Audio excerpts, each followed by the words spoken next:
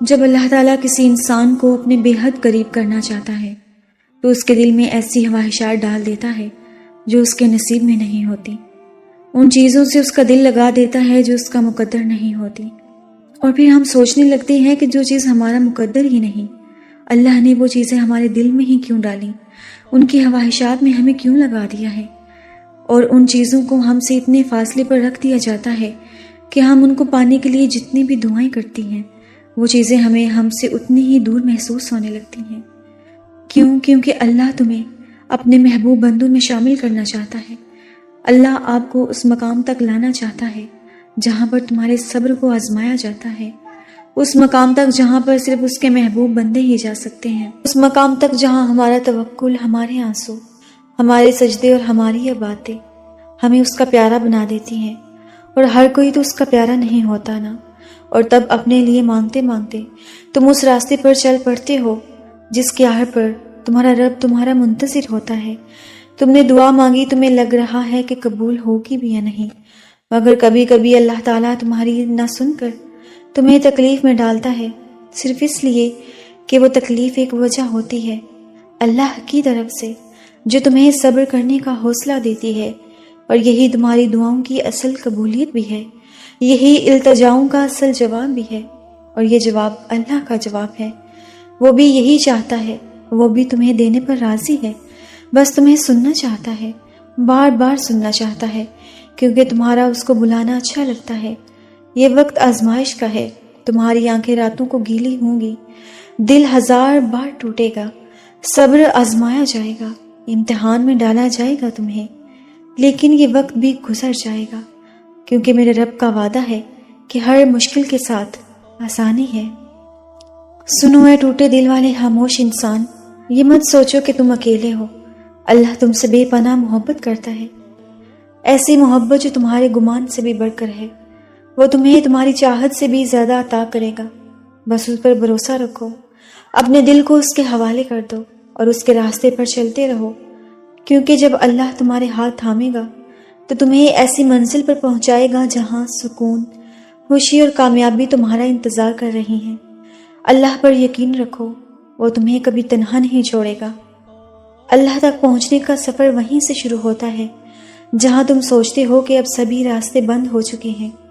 جب دنیا تمہیں ٹھکرا کر اللہ کے لیے سجدے میں گرا دیتی ہے، تب وہ تمہیں سنبھال لیتا ہے اور پھر سے اسی دنیا کے روبرو لا کر کھڑا کر دیتا ہے۔ کبھی سوچا ہے کہ تم میں اتنی ہمت اور بے خوفی کہاں سے آتی ہے؟ جب تم اللہ کے فیصلوں پر یقین رکھتے ہو تو وہ تمہیں ان فیصلوں پر راضی ہونے کے لیے بے حد صبر دے دیتا ہے۔ لمبی اڑان سے پہلے وہ تمہیں اڑان سے لڑنا سکھاتا ہے تاکہ تم جان سکو کہ یہ مسافتیں بہت دشوار ہیں، اور اگر آخرت سے پہلے کی زندگی اتنی آسان ہوتی تو صبر کبھی جنت کے دروازوں میں سے ایک دروازہ نہ ہوتا۔ توکل رکھو، جو امیدیں اللہ سے وابستہ کر لیتے ہیں اور پھر ان کے دلوں کو کبھی مایوس نہیں ہونے دیتا، وہ ہتھیلی تب تک خالی نہیں ہونے دیتا جب تک اسے اس سے بہتر چیز سے نہیں نواز دیتا۔ تم اسے تھامے رکھو، وہ تمہیں تھکنے نہیں دے گا۔ وہ سب جانتا ہے جو تم ظاہر کرتے ہو، اور وہ جو تم چھپاتے ہو، وہ اس دکھ کا بھرم کبھی نہیں توڑے گا جو تم نے اس کے سوا اور کسی کو نہیں سنایا۔ تم اسے وقت دو، وہ تمہارا وقت ٹھیک کر دے گا۔ تمہیں ابھی لگے گا کہ سب ختم ہو گیا ہے، مگر وہ تمہیں پھر سے آزمائش کے بعد زندگی کی جانب واپس لے جائے گا اور خوشیاں تمہارا مقدر کر دے گا۔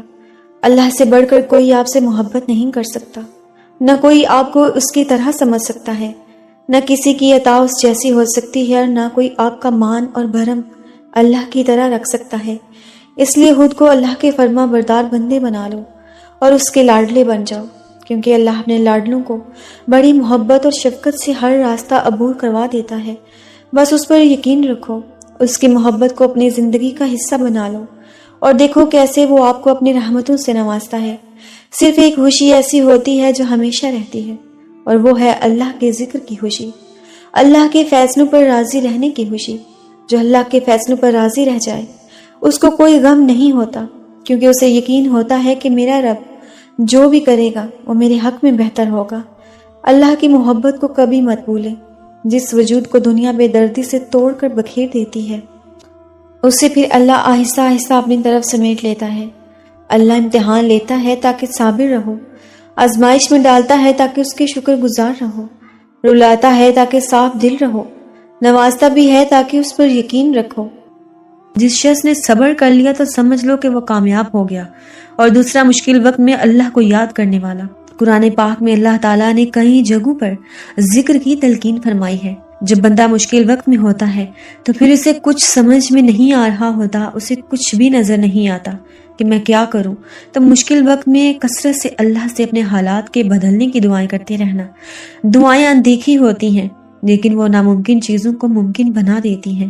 معجزات کرنا اللہ کا کام ہے، ہمارا کام بہت آسان ہے۔ دعا، یقین اور صبر۔ مصائب اور آزمائشیں تو سب پر ہی آتی ہیں، کوئی ان سے ہیرے کی مانند نکھرتا ہے تو کوئی اپنا آپ ہی کھو دیتا ہے۔ وہ آزمائش جس میں آپ ثابت قدمی سے ڈٹے رہیں، رب کی نافرمانی سے بچے رہیں، وہ زمین سے اٹھا کر آسمان کی جنتوں کا وارث بنا دیتی۔ قرآن پاک میں اللہ تعالیٰ نے سجدہ ہو اور اللہ نہ ملے، ذکر کی تلقین کی پکار ہو اور وہ نہ سنے، آنسو سے بات کرو اور وہ آنسو کی زبان نہ سمجھے، دل تکلیف سے پھٹ رہا ہو اور وہ تمہارے ٹوٹے دل کی تکلیف کو نہ سمجھے، صبر کی آخری حد ہو اور وہ نہ جانتا ہو، بے جان آنکھیں اس کو اٹھا کر دکھاؤ اور وہ دعاؤں پر کن فیکون نہ کہے، ایسا کبھی نہیں ہو سکتا۔ وہ رب بہت رحیم ہے، تھام لے گا، پکار کر تو دیکھو۔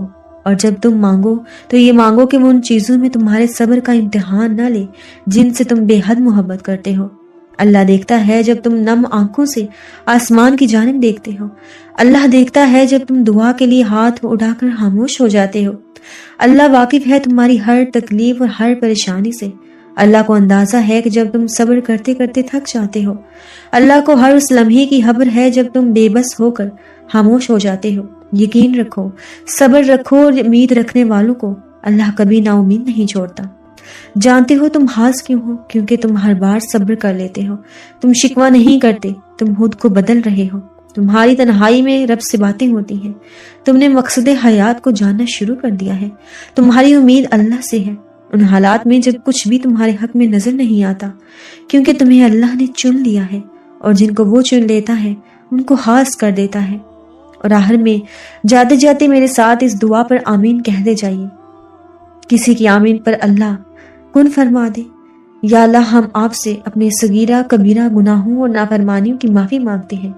آپ ہمیں پریشانیوں، مشکلوں، مصیبتوں، محتاجوں، بیماروں، تنگ دستی، بے بسی اور دور حاضر کے فتنوں سے محفوظ فرما لیجیے۔ ہمارے دل اور دماغ کو اتنی وسعت عطا فرمائیے کہ ہم ان مشکلات سے نکلنے کی تدبیریں کر سکیں۔ آمین یا رب العالمین۔